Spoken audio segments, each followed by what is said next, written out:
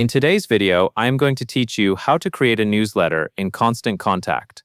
To get started, sign in to your Constant Contact account and look at the navigation menu on the left side of your screen. Find Channels, then choose Emails. This area is where you create, edit, and manage your email newsletters, so it is the best place to begin when you want to send an email campaign.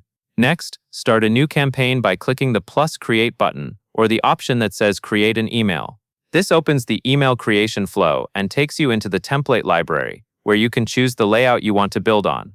Now choose a template from the library. When you find a design that matches the type of newsletter you are sending, hover your mouse over that template and click Select.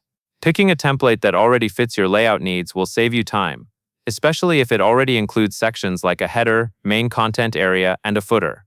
Once your template opens, you will be in the email editor, which uses a drag-and-drop interface. This means you can build your newsletter visually, without needing to code. On the left-hand toolbar, you will see content blocks you can add. Drag elements such as images, text, buttons, or videos into your layout, then drop them where you want them to appear. After you place a block, click it to update the content. Keep your text easy to scan, and use buttons for clear calls to action. To make the whole email match your brand, go to the Design tab. Here you can adjust global settings like colors, fonts, and background graphics. Using consistent styling helps your newsletter look professional and recognizable across every send.